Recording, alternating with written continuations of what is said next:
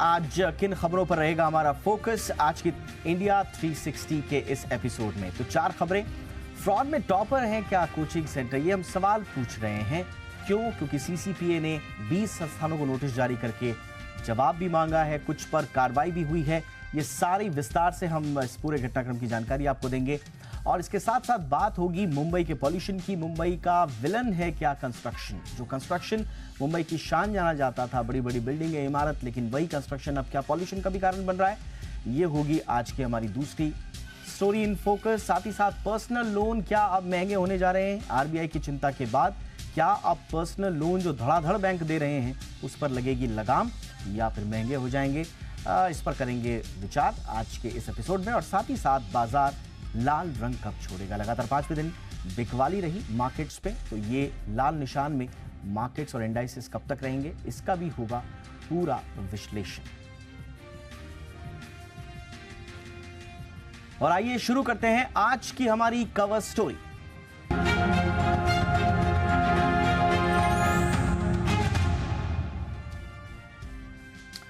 भ्रामक विज्ञापन देने के आरोप में देश के कई जाने माने आईएएस कोचिंग संस्थानों पर बड़ी कार्रवाई करते हुए केंद्रीय उपभोक्ता संरक्षण प्राधिकरण यानी सीसीपीए ने नोटिस जारी किया है। आरोप है कि इन संस्थानों ने टॉपर्स और सफल अभ्यर्थियों के नाम पर भ्रामक प्रचार किया और बच्चों को एक तरह से धोखा दिया। सीसीपीए ने फिलहाल ऐसे 20 कोचिंग सेंटर्स को नोटिस भेजा है और 4 पर तो 1-1 लाख रुपए का जुर्माना भी लगाया है। इन सब पर भ्रामक प्रचार और अनुचित व्यापार प्रथाओं यानी कि अनफेयर ट्रेड प्रैक्टिसेस का आरोप है। सीसीपीए का मानना है कि पिछले 1.5 साल के दौरान टॉपर्स और सफल उम्मीदवारों के नाम पर भ्रामक प्रचार हुआ। एक ही टॉपर को कई संस्थानों ने अपना छात्र बताया, जबकि सफल अभ्यर्थियों का जो कोर्स करिकुलम है, जो एनरोलमेंट है, उसकी सारी डिटेल्स नहीं दी गई और छिपाई गई। सीसीपीए का मानना है कि अगर प्रचार में सही जानकारी दी जाती तो संभावित जो नए बच्चे हैं यानी कि ग्राहक हैं उनसे कम धोखा होता। इस लिस्ट में किस किस के नाम है वो ग्राफिक्स के जरिए आप देखेंगे। लेकिन यहां ये बात बतानी जरूरी होगी कि इन तमाम संस्थानों में से 2 ऐसे संस्थान हैं जिनमें अपडेट्स हैं। एक, आईएएस बाबा को सीसीपीए के नोटिस पर कोर्ट से स्टे मिला हुआ है, जबकि एक और संस्थान राउज आईएएस ने नोटिस के खिलाफ एनसीडीआरसी में अपील की है। और यह सारा खेल दरअसल मॉक इंटरव्यू से जुड़ा हुआ है। हर कोचिंग सेंटर मेंस में क्वालिफाई हुए अभ्यर्थियों के लिए फ्री मॉक का आयोजन करता है। अब चूंकि अभ्यर्थियों को ज्यादा से ज्यादा इंटरव्यू की तैयारी करनी होती है, लिहाजा वो हर संस्थान में खुशी खुशी मॉक देने चले जाते हैं। इन लोगों से संस्थान कुछ पेपर्स पर अपनी टर्म्स एंड कंडीशंस के हिसाब से साइन भी करवा लेते हैं और जैसे ही बच्चा फाइनली सेलेक्ट होता है, हर संस्थान उसे अपना बताने की होड़ में जुट जाता है और फिर उनके नाम और फोटो के साथ अखबारों, सोशल मीडिया और दूसरी जगहों पर बड़े बड़े पोस्टर्स, होर्डिंग्स बांट दिए जाते हैं। नए बच्चों को लगता है कि अमुक संस्थान तो बड़ा सफल संस्थान है और यहां से तो इतने सारे बच्चे पास हो गए, और फिर बच्चा उसी संस्थान में दाखिला भी ले लेता है। अक्सर इन संस्थानों में पढ़ाई की मोटी फीस होती है। सीसीपीए ने पाया कि 2022 में कुल 933 अभ्यर्थियों का चयन हुआ, जबकि आप शायद यकीन कर पाएं कि कम से कम 10 ऐसे संस्थान थे जिन्होंने अगर टोटल अपने दावों को मिला दें तो 3500 से ज्यादा बच्चों को चयनित बता दिया। तो यह है पूरा खेल जिस पर सीसीपीए की नजर गई। सीसीपीए ने बाकायदा इन्वेस्टिगेशन किया और पाया कि यह भ्रामक प्रचार का मामला है। और साथ ही साथ सीसीपीए के मुताबिक संस्थान अपने फायदे के लिए फ्री मॉक का आयोजन करते हैं। यह उनके फायदे के लिए होता है। सीसीपीए ने अपनी इन्वेस्टिगेशन में पाया कि कई कोचिंग संस्थानों ने बच्चों को गुमराह किया और कंज्यूमर प्रोटेक्शन एक्ट 2019 के सेक्शन 2 कोष्ठक 28 के तहत इन पर कार्रवाई हुई है। हमारे साथ बहुत खास मेहमान सीसीपीए की चेयरपर्सन निधि खरे मैम जुड़ रही हैं। मैम, आपका बहुत बहुत स्वागत है। लेकिन उससे पहले जरा हम अपने दर्शकों की जानकारी के लिए बताएं कि इन संस्थानों को जब सीसीपीए ने निगरानी में लिया और इनसे सवाल पूछे गए तो इनके दावे क्या थे और फिर सरकार को इन संस्थानों ने क्या जवाब दिए हैं, वो भी हम अपने दर्शकों के सामने रखना चाहते हैं। ये सीसीपीए का ही डेटा हमें जो प्राप्त हुआ है उसके आधार पर हम कह रहे हैं। तो हम आपको ग्राफिक्स के जरिए दिखाएंगे कि किस संस्थान ने किस तरह के जवाब दिए हैं। और मोटा मोटा अगर आप देखेंगे तो सारा खेल, जैसा हमने आपको बताया कि ये मॉक इंटरव्यूज का ही ज्यादा है। तो पहला जो कोचिंग संस्थान है केजेएस खान स्टडी, इनका दावा था कि यूपीएससी 2022 में 682 का सिलेक्शन हुआ इनके यहां से। जबकि जब सरकार ने यानी कि सीसीपीए ने इनसे पूछा कि आपके दावे का आधार क्या है, तो फिर इन्होंने जवाब दिया कि 682 में से 673 ने मॉक इंटरव्यूज दिए थे। अब सवाल यह है कि एक लंबी प्रक्रिया होती है तैयारी करने की, लगभग 9 परीक्षाएं, 9 पेपर्स होते हैं, और सिर्फ मॉक इंटरव्यू देकर आपने कैसे दावा कर लिया, ये एक सवाल, एक प्रश्न उठा। तो ये है सरकार को दिया, सीसीपीए को दिया गया जवाब केजेएस खान स्टडी का। एक और संस्थान जो है चहल एकेडमी, इनका दावा यह था कि 300 से ज्यादा का सिलेक्शन हुआ है यूपीएससी 2022 में। जबकि जब इनसे पूछा गया कि आपका आधार क्या है, तो तब इन्होंने बताया कि नहीं साहब, सभी ने मॉक इंटरव्यूज दिए थे। तो अब आप समझ गए होंगे कि कैसे मॉक इंटरव्यूज के आड़ में ये पूरा श्रेय लेने की एक होड़ मची हुई है। अब ये सही है या बुरा, ये सीसीपीए तय करेगा, लेकिन हम आपके सामने वस्तु स्थिति रख रहे हैं। एक और संस्थान है, जरा उसका दावों की भी पड़ताल करते हैं। वाजीराव एंड रेड्डी ये संस्थान है, 617 का सिलेक्शन हुआ, ये इनका दावा था अपने एडवर्टीजमेंट्स में यूपीएससी 2022 के यूपीएससी एग्जाम में। और जब इनसे सवाल पूछा गया तो सब इंटरव्यू गाइडेंस प्रोग्राम वाले बताए गए। तो इनका भी यही था कि हम गाइडेंस, एक प्रोग्राम था हमारा, उसके तहत ये हुआ है। एक और संस्थान के दावों की पड़ताल, शंकर आईएएस, इनका दावा था कि 336 का सिलेक्शन हुआ है। और जब इनसे जवाब मांगा गया तो इन्होंने बताया कि आईजीपी, टेस्ट सीरीज, जीएसपीसीएम वाले ये तमाम थे, जिसकी बदौलत इनका सिलेक्शन हुआ। एक और संस्थान है जिसके दावों की हम पड़ताल करना चाहेंगे, एप्टी प्लस 150 प्लस का सिलेक्शन इन्होंने बताया। और जवाब जब इनसे मांगा गया तो इनका जवाब ये था कि इंटरव्यू गाइडेंस वाले थे, यानी कि जो पूरी प्रक्रिया होती है, जो 10 लाख अभ्यर्थी पूरी प्रक्रिया का पालन करने के लिए पढ़ाई करते हैं, उनमें सिर्फ श्रेय ले लिया गया इंटरव्यू गाइडेंस प्रोग्राम का। अब ये था इनका जवाब। एक और संस्थान की हम पड़ताल करते हैं दावों की, एनालॉग आईएएस, इनका दावा था कि 64 का सिलेक्शन हुआ है यूपीएससी 2022 में। और जब इनसे सीसीपीए ने जवाब मांगा तो 61 mock interviews, 3 general student foundation courses. तो ये 64 जो कुल मिला के थे, 61 ने मॉक इंटरव्यू लिया था और 3 लोगों ने जनरल स्टूडेंट फाउंडेशन कोर्स किए थे। तो ये हैं दावों और उसके बाद दिए गए जवाब की हकीकत। इसी तरह से श्रीराम आईएएस है, इनका दावा था कि 200 प्लस से ज्यादा सिलेक्शन हो गया है। बाद में इन्होंने बताया कि 102 तो मॉक इंटरव्यू वाले थे, 55 टेस्ट सीरीज वाले थे और 14 जीएससीपी वाले थे। तो ये था इनके दावों का बाद जवाब। दृष्टि आईएएस, इन्होंने 216 प्लस का सिलेक्शन बताया। और जब इनसे सवाल पूछा गया कि आधार क्या है, तो तब इन्होंने बताया कि सब आईजीपी और मेंटरशिप प्रोग्राम वाले हैं, 216 के 16 लोग। नेक्स्ट आईएएस है, इनका दावा था कि 624 का सिलेक्शन हुआ है। और सरकार को जब जवाब दिया गया तो बताया गया कि कोर्स डिटेल और बाकी सब जानकारी हमने दी थी। तो इनका ये कहना था कि हमने पहले ही बता दिया था, जो भी जानकारी थी हमने जानकारी पूरी दे दी थी। इनका ये जवाब आया है। इसके अलावा बायजूस आईएएस, इन्होंने 226 के सिलेक्शन का दावा किया। सरकार को, सीसीपीए को जब जवाब दिया गया तो 129 मॉक निकले, 131 टेस्ट सीरीज वाले निकले और 5 मेन टेस्ट सीरीज वाले निकले। तो ये था बायजूस आईएएस का जवाब। इसी तरह से अनअकैडमी आईएएस, इन्होंने दावा किया यूपीएससी रैंकर्स में 26% जो सिलेक्टेड कैंडिडेट्स हैं वो हमारे हैं, और कुछ तो टॉपर्स भी हैं जो कि टॉप 5 में और टॉप 35 में आए हैं। लेकिन जब इनसे सवाल पूछा गया तो इन्होंने बताया कि 178 ने लास्ट माइल प्रोग्राम, जो एक तरह से मॉक इंटरव्यू ही है और ये भी फ्री में करवाते हैं, ये इन्होंने करवाए हैं।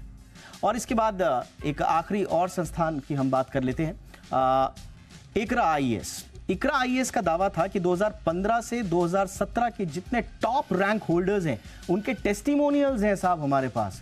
और हमारे पास एकमात्र हम ऐसे संस्थान हैं जिनके पास सबसे ज़्यादा क्वालिफाइड कोचिंग फैकल्टीज़ हैं। और जब इनसे सवाल पूछा गया तो तब इन्होंने बताया कि देखिए, सारे टेस्टिमोनियल्स जो आए हैं 2015 से 17 के बीच में, वो अवध ओझा जी के लिए आए हैं, कुछ संस्थान के लिए यानी कि इकरा के लिए नहीं आए हैं, वो व्यक्तिगत उनके लिए आए थे।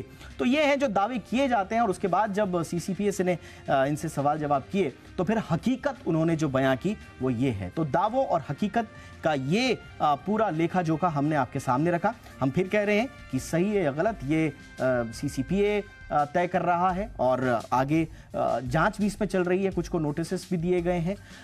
अब जरा इनकी विस्तार से पड़ताल कर लेते हैं। निधि मैम हमारे साथ हैं, सीसीपीए की chairperson. Nidhi ma'am, thank you so much, पहले तो आपने वक्त निकाला हमारे दर्शकों के लिए। मैम सबसे पहले तो यही कि जांच आपने बड़ी कॉम्प्रिहेंसिव ये पूरा रिसर्च वर्क किया है पिछले 1.5 साल का, लेकिन आप लोगों को भनक कैसे लगी? क्या आपके पास कोई शिकायत आई या सुओ मोटो आप लोगों ने ये शुरू किया?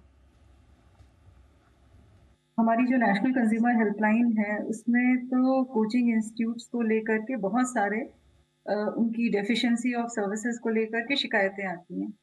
कई बार रिफंड की शिकायत आती है या उन्हें अपने पूरे जो पैसे हैं वो वापस चाहिए या अन्य प्रकार की इस तरह की शिकायतें आती हैं जिसका कि हम समाधान करते हैं। लेकिन ये हम लोगों ने इस तथ्य को देखा, जैसे ही यूपीएससी के रिजल्ट्स अनाउंस होते हैं तो आपने भी देखा होगा कि अखबारों में, सोशल मीडिया के माध्यम से एक होड़ लग जाती है विज्ञापनों की और लगभग हर जो नामचीन कोचिंग इंस्टीट्यूट है, वो ये दिखाता है कि उनके जो भी टॉपर्स हैं वो उन्हीं के छात्र रहे हैं। ये भी दिखाने की कोशिश करता है कि बहुत बड़ी संख्या में उनके यहाँ से जो प्रतिभागी जो सिलेक्ट हुए हैं, वो उन्हीं के यहाँ से आए हैं। तो जब हम लोगों ने इनके सभी दावों को एक साथ देखा, तो लगा कि जो चयनित 933 छात्र हुए थे यूपीएससी 2022 में, उससे कहीं अधिक 3,500 ये छात्रों का दावा चल रहा है और इसीलिए ये सुओ मोटो एक्शन लिया गया और सभी को नोटिसेस दी गई। मैम, मैम आप लोग किन किन, क्योंकि कुछ पर तो आपने जुर्माना लगाया है, कुछ स्टे वगैरह भी ले आए हैं, कुछ आगे अपील भी कर रहे हैं, लेकिन जो बाकी लोग हैं वो जांच के दायरे में कौन कौन सी चीजें हैं? जांच के दायरे में प्रमुख रूप से मिसलीडिंग एडवर्टाइजमेंट है, जिसमें कि जो तथ्य कंज्यूमर को पता होने चाहिए उनको डिलिबरेटली छुपाया गया। इसी के आधार पे मिसलीडिंग एडवर्टाइजमेंट यानी भ्रामक विज्ञापन के केसेस किए गए। जब हमने नोटिस किया तो लगभग सभी कोचिंग इंस्टीट्यूट्स, जो आपने जैसा दिखाया भी है, कि आप देखें कि जो सिविल सर्विसेज परीक्षा है वो बेसिकली 3 चरणों में होती है। एक प्रीलिम्स होता है जिसमें करीब 10 लाख के आसपास छात्र बैठते हैं प्रतिवर्ष और उनमें से कुछ 13,000 से 10,000 के बीच में छात्रों का चयन होता है, जो कि मेंस के लिए सिलेक्ट होते हैं और मेंस की परीक्षा देने के बाद करीब 3,000 छात्र का सिलेक्शन होता है, जिनको की पर्सनालिटी टेस्ट या जो इंटरव्यू के लिए कॉल आती है।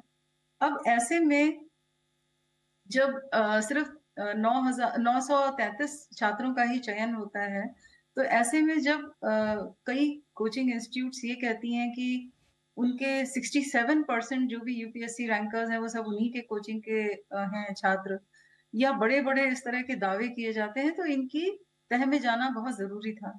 हम लोगों ने नोटिसेस दिए, कोचिंग इंस्टीट्यूशंस के जो रिस्पॉन्स आए और जब उनका हमने अध्ययन किया, तो पाया कि अधिकांश तो तीसरी स्टेज में जो जाने वाले थे, यानी जिन्होंने ऑलरेडी प्रीलिम्स क्वालिफाई कर लिया था, मेंस भी क्वालिफाई कर लिया था और अब जबकि हर 3 छात्र में से 1 छात्र का निश्चित सिलेक्शन हो जाता। तो ऐसी अवस्था में इन्होंने मॉक इंटरव्यू के माध्यम से, जो कि लगभग फ्री ऑफ कॉस्ट ऑफर कर रहे थे, उनके माध्यम से इन्होंने इन छात्रों को अपने जाल में लिया और उसके बाद जैसा होता है, छात्र भी सोचते हैं जब उस समय साइन अप कर रहे होते हैं या रजिस्टर कर रहे होते हैं, तो उनसे एक कंसेंट सा ले लिया, जो कि उन्होंने देखा भी ना होगा कि उनकी जो फोटोग्राफ्स हैं, उनका जो सफलता होगी उसको सिलेक्शन उसका जो है वो एडवर्टाइजमेंट में यूज़ होगा। तो यूज़ करें, निश्चित रूप से वो अपनी एडवर्टाइज़मेंट के लिए ऐसे छात्रों को ज़रूर इस्तेमाल करें, प्रयोग करें, मगर उन्हें ये भी बताना चाहिए कि इन छात्रों ने कौन-सा कोर्स लिया था हुँ, और उन्होंने कितना फ़ी पेमेंट किया था या क्या उनकी कॉम्प्लीमेंट्री थी या उसे फ्री ऑफ़र किया गया था, जिससे कि जो एस्पायरिंग सिविल सर्वेंट्स हैं, जो बनना चाहते हैं, वो कंज़्यूमर्स इन सारी चीज़ों पर गौर कर सकें और उसके बाद एक इन्फॉर्म्ड डिसीज़न ले सकें, एक इन्फॉर्म्ड चॉइस बना सकें।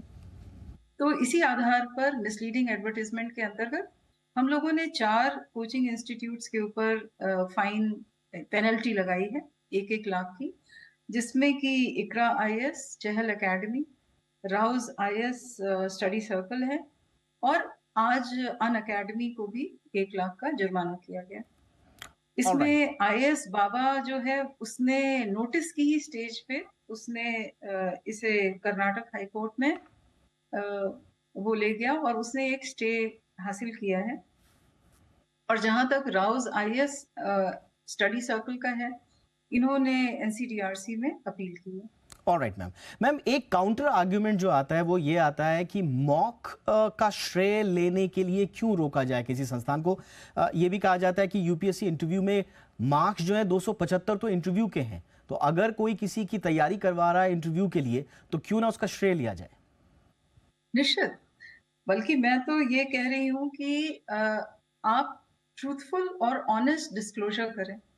वास्तव में ये कंज़्यूमर्स का अधिकार है कि वो सही जानकारी जान सके। यदि सभी को आपने इंटरव्यू गाइडेंस प्रोग्राम में लिया है, तो जब भी आप किसी की फ़ोटो लगाएँ, उसका ऑल इंडिया रैंक बताएँ, तो साथ में ये भी बताएँ कि उसने कौन-सा कोर्स किया है। तो वी आर नॉट जैसा मतलब कोचिंग इंस्टीट्यूशंस के कोई ये खिलाफ कार्रवाई ऐसी नहीं है कि उन्हें एडवर्टाइज़ करने से मना किया जा रहा है। हम्म। सिर्फ़ इतना ही कहा जा रहा है कि फुल और ट्रूथफुल डिस्क्लोज़र के साथ एडवर्टाइज़ किया जाए। ऑलराइट मैम, एक धारणा और है इससे जुड़ी हुई और इसमें थोड़ा सा एथिक्स का इशू भी आ जाता है। एथिक्स इन सर्विस का इशू इसलिए आ जाता है कि जो टॉपर्स के नाम पर बच्चों को गुमराह करने का जो पूरा खेल है, ये कहीं ना कहीं खुद टॉपर्स से भी जुड़ा हुआ है। जैसा आपने कहा कि उनसे कॉन्सेंट ले लिया जाता है, लेकिन इन्वॉल्वमेंट कितना आप देखते हैं? क्योंकि आम धारणा ये है कि टॉपर्स भी कुछ यू नो कुछ काइंड में लेकर या किसी तरह का पैसा लेकर ये अनुमति दे देते हैं। और अब इसमें एक दिक्कत ये है कि यही जो टॉपर्स हैं, जिनके नाम का अलग अलग इंस्टीट्यूशन फायदा उठा रहे हैं अपने एडवर्टीजमेंट्स में और मिसलीड कर रहे हैं आपकी नजर में, वही फिर मेन स्ट्रीम ब्यूरोक्रेसी का हिस्सा बनने जा रहे हैं। तो क्या ऐसे टॉपर्स की भूमिका भी निगरानी में रहती है मैम? देखिए, हमने सभी कोचिंग इंस्टीट्यूशन से उनके जो दावे हैं, उनके बारे में ये माँगा है कि किस प्रकार से ये माना जाए कि उन्होंने जो टॉपर्स को अपने एडवर्टाइज़मेंट में जगह दी है, क्या वो वास्तव में उन्होंने ये प्रोग्राम जॉइन किया था कि नहीं? क्या उनके पास जो कंसेंट है, वो लिया गया था कि नहीं? और कंसेंट अगर लिया गया था, तो किस प्रकार का लिया गया था? लेकिन अभी तक इस तरह की कोई ऐसा तथ्य नहीं आया, जहाँ पे कि टॉपर्स ने जॉइन तो नहीं किया, मगर किसी पैसे या किसी दूसरे व्यक्तिगत लाभ के लिए उन्होंने अपना नाम बेचा या ऐसा कोई है। क्योंकि ये बेसिकली एक क्रिमिनल एक्ट होगा और अगर ये पाया गया कि ये एक व्यक्तिगत लाभ के लिए एक झूठे तथ्य का सहारा लेकर के उन्होंने किसी को फ़ायदा पहुँचाया है, तो निश्चित रूप से इस पर कानूनी कार्रवाई होगी। Thanks for that clarification ma'am. मेरा आखिरी सवाल ये होगा मैम कि सिविल सर्विस संस्थानों पर तो आपने बड़ा शिकंजा कसा है, लेकिन इंजीनियरिंग, मेडिकल, डिफेंस की तैयारी करने वाले दूसरे भी बहुत सारे ऐसे कोचिंग इंस्टीट्यूशंस हैं मैम, जो इस दायरे में आते हैं, जिनकी बिजनेस गतिविधियां बहुत संदिग्ध हैं। उनके लिए क्या कुछ कार्रवाई हो रही है? सभी जो कोचिंग इंस्टीट्यूट्स हैं, जो अलग-अलग प्रतियोगी परीक्षाओं के लिए तैयारी कर रहे हैं, उन सभी को ये बेसिक बात समझनी होगी कि उन्हें ट्रूथफुल और ऑनेस्ट डिस्क्लोज़र अपने एडवर्टाइज़मेंट में देना होगा। इसके लिए सीसीपीए एक गाइडलाइंस भी निकालने जा रही है और ये सभी के ऊपर बाध्यकारी होगा। साथ ही साथ हम जो अन्य परीक्षाओं में भी जो गलत कार्य कर रहे हैं, या कोई अनफेयर ट्रेड प्रैक्टिस अपना रहे हैं या किसी प्रकार से यदि कंज्यूमर के जो राइट्स हैं उनका उल्लंघन कर रहे हैं, तो निश्चित रूप से उन पर भी कार्रवाई की जाएगी।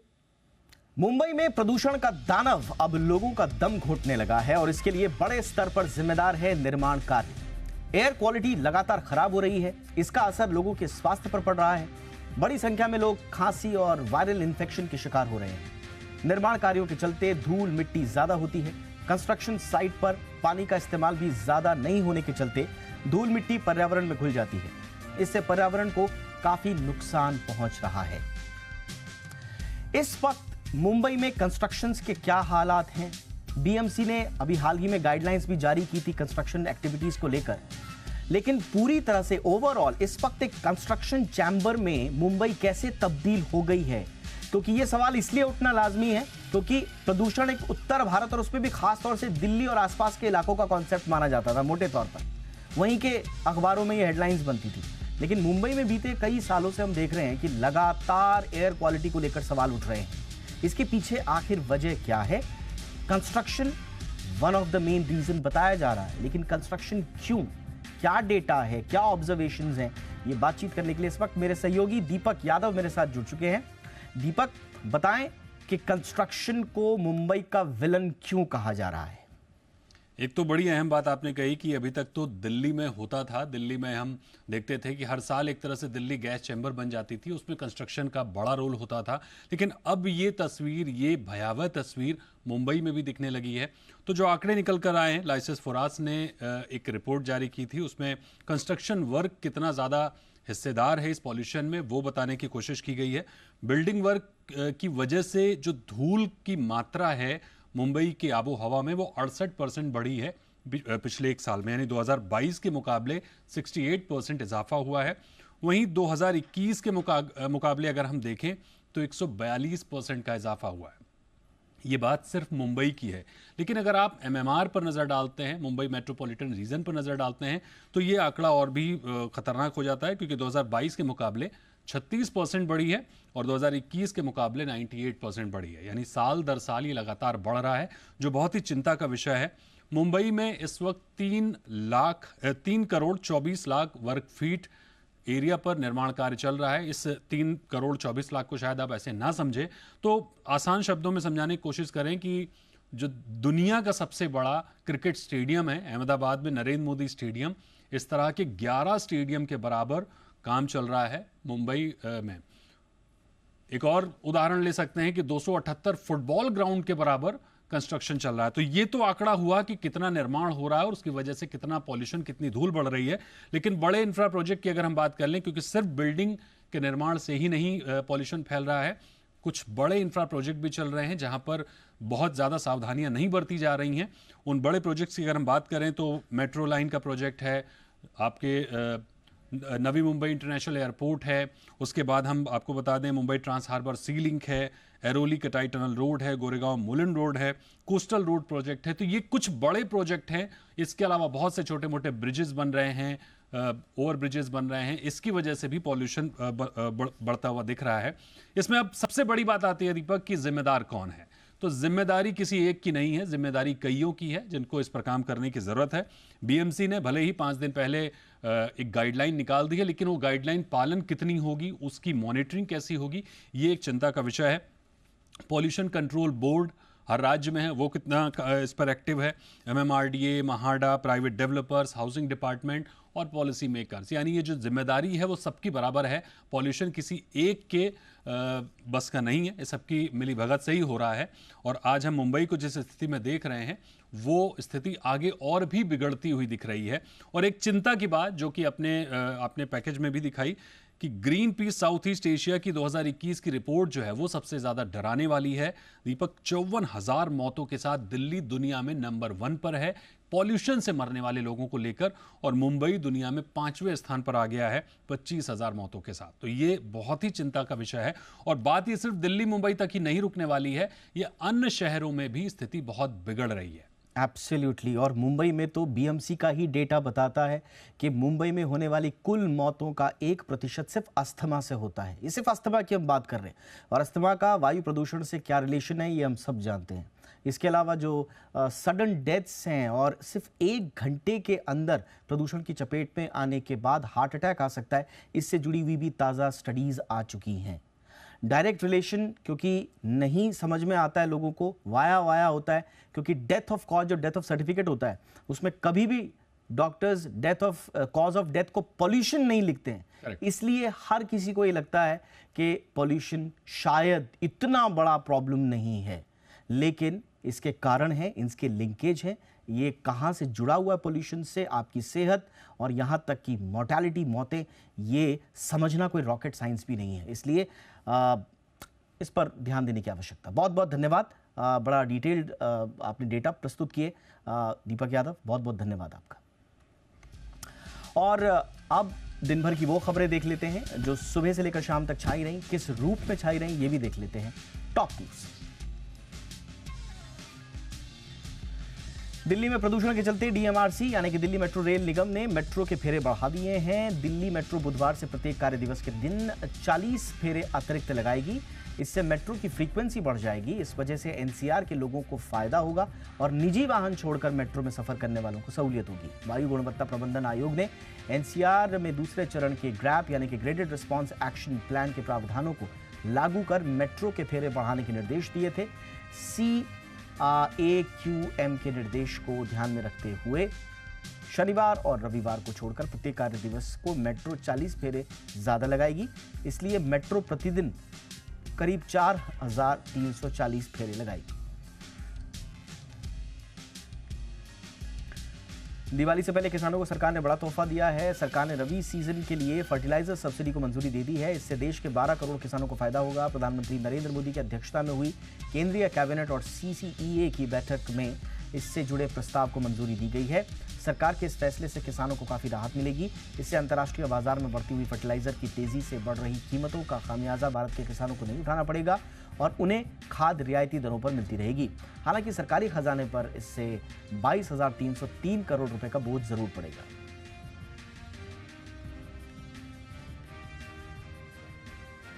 एक्सिस बैंक ने अपने दूसरे तिमाही के नतीजे जारी कर दिए हैं। बैंक के मुनाफे और नेट इंटरेस्ट इनकम में पिछले साल के मुकाबले बढ़त देखने को मिली है। साथ ही दोनों आंकड़े बाजार के अनुमानों से भी बेहतर रहे हैं। जारी हुए आंकड़ों के अनुसार बैंक का मुनाफा पिछले साल के मुकाबले 10% बढ़ा है, वहीं नेट इंटरेस्ट इनकम 19% बढ़ गई है।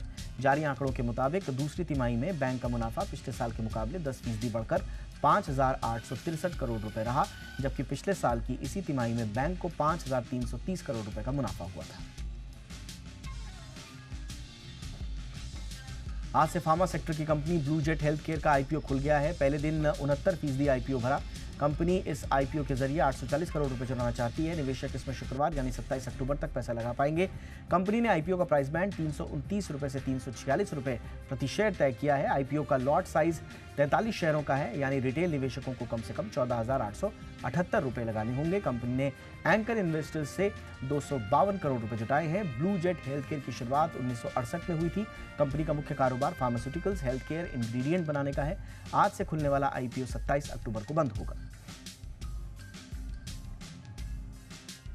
कर्नाटक के कलबुर्गी में कांग्रेस के राष्ट्रीय अध्यक्ष मल्लिकार्जुन खड़गे ने बीजेपी और केंद्र की मोदी सरकार पर जोरदार हमला बोला है। खड़गे ने कहा कि 5 राज्यों में चुनाव की तैयारियां चल रही हैं। हमें पूरा भरोसा है कि हम 5 राज्यों में जीत हासिल करेंगे। बीजेपी के लिए सत्ता विरोधी लहर है। लोग महंगाई और बेरोजगारी से नाराज हैं। बीजेपी अपने किसी भी वादे पर खरी नहीं उतरी है। खड़गे ने यह भी कहा कि अशोक गहलोत राजस्थान में तो भूपेश बघेल छत्तीसगढ़ में अच्छा काम कर रहे हैं, वहां कोई मुद्दा नहीं है, लेकिन एमपी में शिवराज सिंह चौहान के कारण समस्याएं हैं। लोग उनके खिलाफ हैं, इसलिए हमें उम्मीद है कि हम सभी 5 राज्यों में अपनी सरकार लाएंगे और सब कुछ ठीक हो जाएगा। राजस्थान में आगामी विधानसभा चुनाव को लेकर सियासी पारा गर्म है। सीएम अशोक गहलोत ने कहा कि हमारी सरकार दोबारा सत्ता में आई तो 1 करोड़ 5 लाख परिवारों को 500 रुपए से रसोई गैस सिलेंडर मिलेगा और परिवार की महिला मुखिया को प्रतिवर्ष 10,000 रुपए का सम्मान राशि दी जाएगी। ये बातें मुख्यमंत्री अशोक गहलोत ने झुंझुनू में जनसभा में कही। वहीं प्रियंका गांधी वाड्रा ने कहा कि राजस्थान की मिट्टी ने देश को बहुत कुछ दिया है। ये वीरों का प्रदेश है। इस धरती ने अनगिनत शहीद दिए और यहीं से स्वतंत्रता की अलग जगी, इसलिए यहाँ की माताओं को मेरा प्रणाम। मध्य प्रदेश में कांग्रेस ने 4 सीटों पर उम्मीदवार बदल दिए हैं। कांग्रेस ने सुमावली, पपरिया, बड़नगर और जावरा सीट के उम्मीदवारों में बदलाव किए हैं। कांग्रेस ने सुमावली से कुलदीप सिकरवार की जगह अजय सिंह कुशवाहा, पिपरिया से गुरु चरण खरे की जगह वीरेंद्र बेलवंशी, बड़नगर से राजेंद्र सिंह सोलंकी की जगह मुरली मोरवल और जावरा से हिम्मत श्रीमाल की जगह वीरेंद्र सिंह सोलंकी को उम्मीदवार बनाया गया है। आपको बताएं कि कांग्रेस के विधानसभा चुनाव के दावेदार वरिष्ठ नेताओं से मिलकर टिकट बदलने की मांग कर रहे थे। ऐसे में ऑल इंडिया कांग्रेस कमेटी की ओर से जो टिकट जारी किए गए उन सीटों में 4 सीटों को लेकर फैसला सामने आया है। छत्तीसगढ़ में बीजेपी ने आगामी विधानसभा चुनाव के लिए उम्मीदवारों की चौथी लिस्ट जारी कर दी है। इस लिस्ट में 4 सीटों पर कैंडिडेट्स का ऐलान किया गया है। बीजेपी ने अंबिकापुर से राजेश अग्रवाल, बेलतरा से सुशांत शुक्ला, कसडोल धनीराम धीवर और बेमित्रा से दीपेश साहू को प्रत्याशी बनाया है। बताएं कि छत्तीसगढ़ में 2 चरणों में विधानसभा चुनाव होने हैं। पहले चरण की वोटिंग 7 नवंबर और दूसरे चरण की वोटिंग 17 नवंबर को होगी। वोटों की गिनती 3 दिसंबर को की जाएगी। पूर्व सीएम रमन सिंह को राजनांदगांव सीट से चुनाव टिकट दिया गया है। इसके अलावा बीजेपी की लिस्ट में 3 सांसदों को भी चुनावी मैदान में उतारा गया है। रेणुका सिंह, गोमती साय और अरुण साव को इसमें शामिल किया गया है।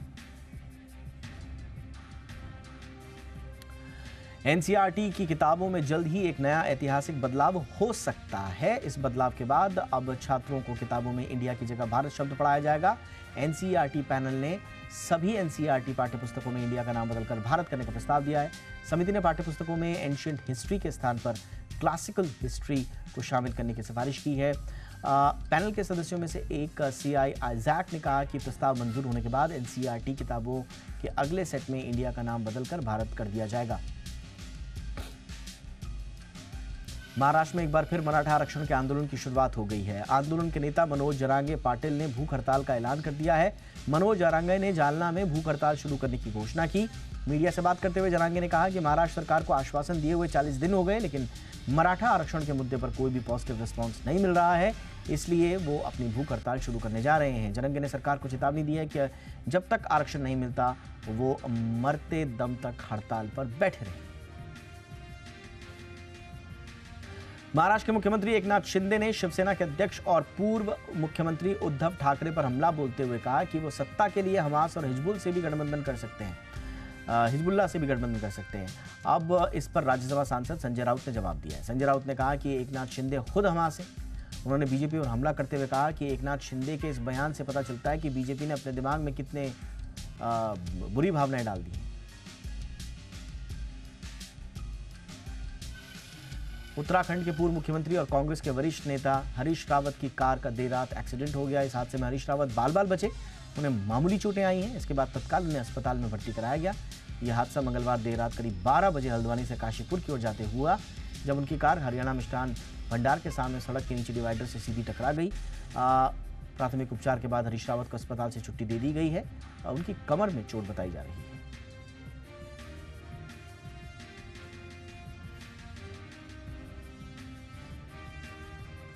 लिस्टिंग या फिर रीलिस्टिंग में गड़बड़ी करने वालों पर सख्ती की तैयारी है। सेबी ने इस मामले को गंभीरता से लिया है और इसे रोकने के लिए नियमों में बदलाव पर विचार कर रही है।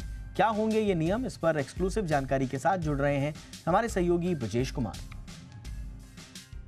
जो कई बार ऐसा होता है कि जब आईपीओ की लिस्टिंग होती है या कंपनियां दूसरी बार दोबारा लिस्ट करने जाती हैं एक्सचेंज पर, तो उनके भाव में, यानी लिस्टिंग के पहले का जो भाव होता है उसमें बहुत छेड़छाड़ करने की कोशिश की जाती है।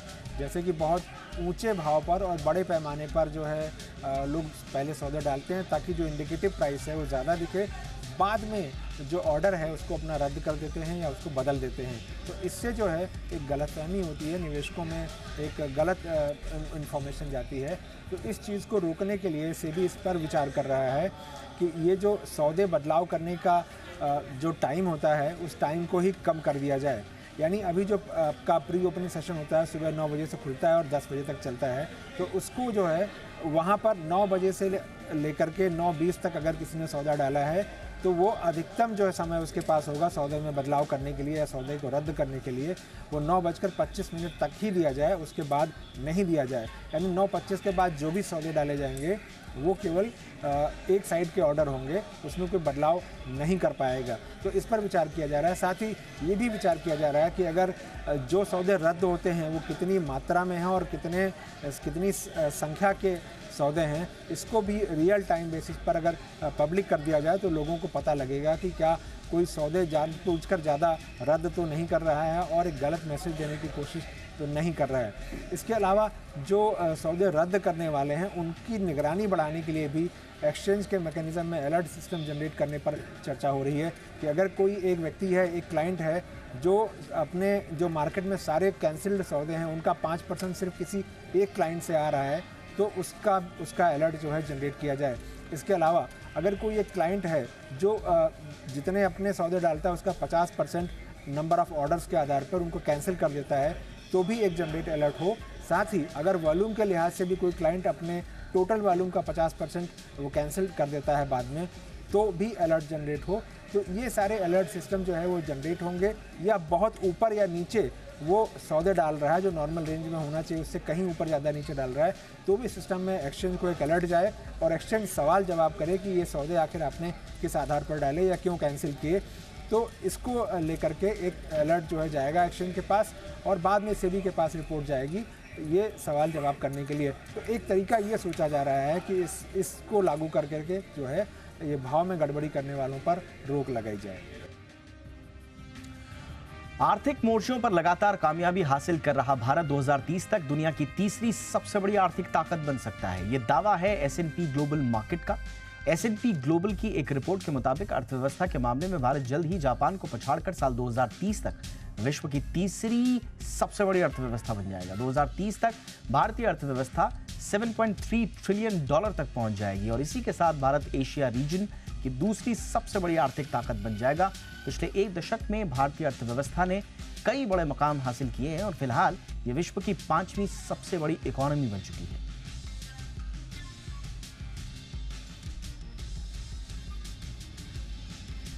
ट्रैवल हो या त्योहार हो या फिर घर में शादी ब्याह, जरूरत पड़ने पर कई लोग मोटी ब्याज दरों पर पर्सनल लोन का सहारा लेते हैं। आलम ऐसा है कि लोन के इस सेगमेंट की ग्रोथ दूसरे कई तरह के लोन से बहुत ज्यादा हो रही है और साथ ही बढ़ रहा है छोटे लोन पर एनपीए भी।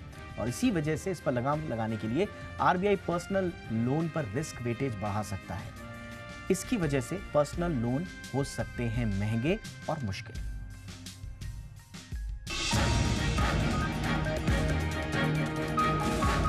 त्योहारी सीजन में अगर आप पर्सनल लोन लेने का मन बना रहे हैं तो ये लोन आपके लिए लेना मुश्किल या महंगा हो सकता है।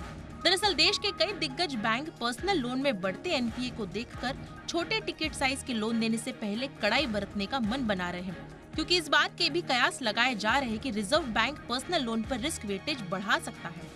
फिलहाल पर्सनल लोन पर रिस्क वेटेज 100% है। मान ले कि किसी बैंक का 1 लाख रुपए तक के पर्सनल लोन का पोर्टफोलियो 1 लाख करोड़ रुपए है तो मौजूदा 100% रिस्क वेटेज और 9% CAR के हिसाब से 9,000 करोड़ रुपए बैंकों को जोखिम से निपटने के लिए अलग रखना पड़ता है।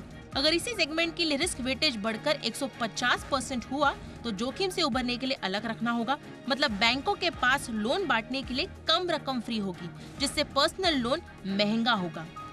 आरबीआई ने कंसर्न ये शो किया है कि रिगार्डिंग पर्सनल लोन जो है ये थोड़ा सा बढ़ गया है। हो सकता है कि वो इस पे थोड़ी सी रेस्ट्रिक्शन करने के लिए थोड़ा सा वेटेज बढ़ा सकते हैं। हाल ही में आरबीआई गवर्नर शक्तिकांता दास ने बैंकों और एनबीएफसीज को अनसिक्योर्ड पर्सनल लोन्स दिए जाने पर सचेत होने को कहा था, क्योंकि अनसिक्योर्ड लोन्स में तगड़ी तेजी देखने को मिल रही है। लेकिन जितनी तेजी से लोन बढ़ रहे हैं उतनी ही तेजी से इनमें एनपीए भी बढ़ा है। आरबीआई के डेटा के मुताबिक बीते साल के मुकाबले इस साल अगस्त तक पर्सनल लोन 30.8% बढ़े हैं। बीते साल ये आंकड़ा 19.4% था। साल 2022 में बैंकों ने 36.4 lakh crore personal loan disburse किए थे, तो साल 2023 में नंबर बढ़कर 47.7 लाख करोड़ हो गया है।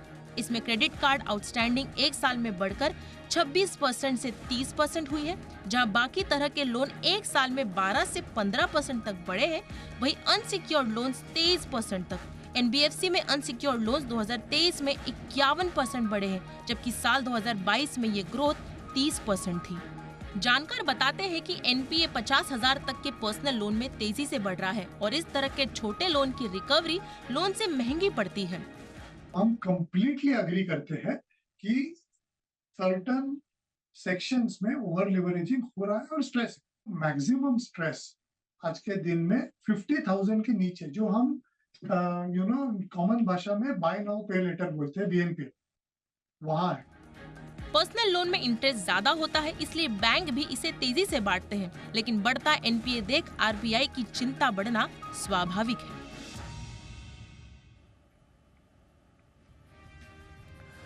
और त्योहारी सीजन में कैसा है रिटेल के अलग अलग कैटेगरीज में डिमांड का हाल, ये बताने के लिए हमारे साथ हैं नुपुर।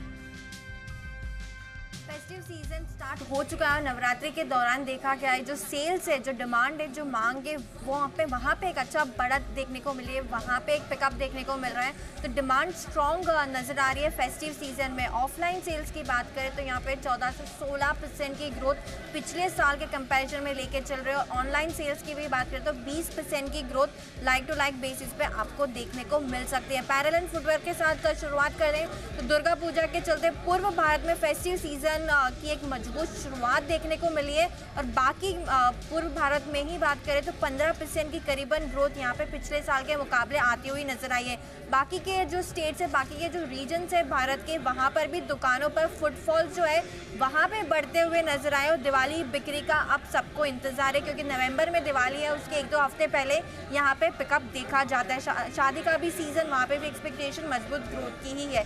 इनरवेयर हालांकि यहाँ पे सुस्त डिमांड देखी गई है। चैनल चेक्स ये सजेस्ट कर रहे हैं कि जो इनरवेयर के जो सेगमेंट्स है कि जो बिक्री है वहाँ पे थोड़ी जो डिमांड है वो सुस्त देखी जा रही है। और उम्मीद यही है कि ये सीजन थोड़ा सुस्त इनरवेयर सेगमेंट के लिए रह सकता है। लेकिन ज्वेलरी में श्राद्ध के बाद स्ट्रॉन्ग पिकअप देखने को मिला था ज्वेलरी मार्केट में। हाल ही में सोने के भाव में उछाल से थोड़ा सा असर दिख सकता है, स्पिल ओवर हो सकता है, लेकिन धनतेरस से इस बार उम्मीदें जबरदस्त है। डबल डिजिट की ग्रोथ यहाँ पर पिछले साल के कंपैरिजन में धनतेरस की बिक्री पर आ सकती है। क्यूएसआर में एक मिला जुला फेस्टिव सीजन यहाँ पर भी रह सकता है। तो ऑल इन ऑल एक अच्छी शुरुआत फेस्टिव सीजन को लेकर होती हुई दिखी है।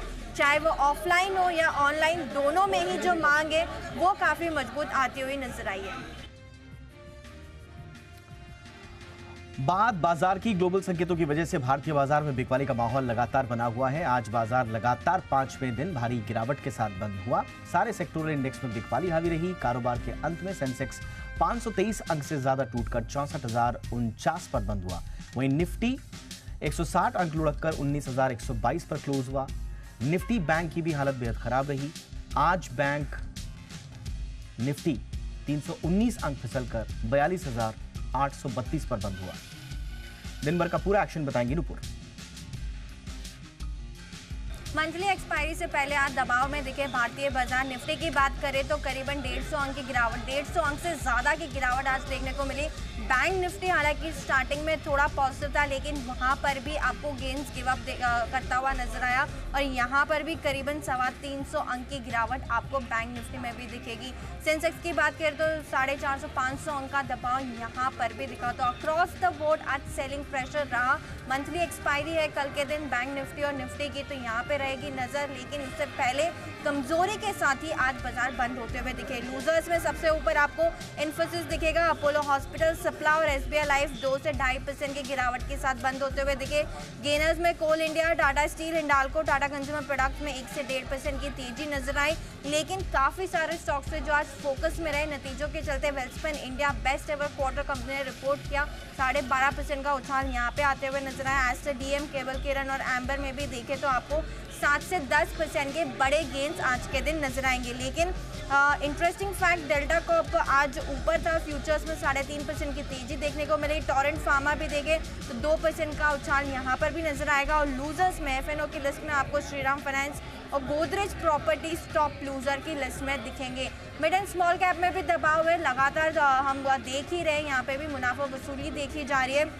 ब्रॉडर मार्केट से लूजर्स की कैटेगरी में Jubilant Pharmova, Mrs Bectors food, PG electroplast और सफारी इंडस्ट्रीज 6 से 8% के कट के साथ आज बंद होते हुए नजर आए। और सपोर्ट देने की तरफ आज बजाज कंज्यूमर के 10% के बड़े उछाल के साथ ट्रेड करता हुआ दिख रहा था। केडीडीएल, न्यूजेन सॉफ्टवेयर और प्रेस्टीज एस्टेट की बात करें तो 5 से 9% का गेन आपको यहाँ पर भी देखने को मिला। तो मंथली एक्सपायरी के पहले आज बाजार में जो है वो कमजोरी नजर आई। बिकवाली वाले शेयर्स आपको काफ़ी दिखेंगे, जहाँ पे आज कमजोरी थी और selling pressure across the board आज बना हुआ रहा। इंडिया 360 में आज बस इतना ही। इजाजत दीजिए। #ZLIA360 पर अपनी राय जरूर भेजें। नमस्कार।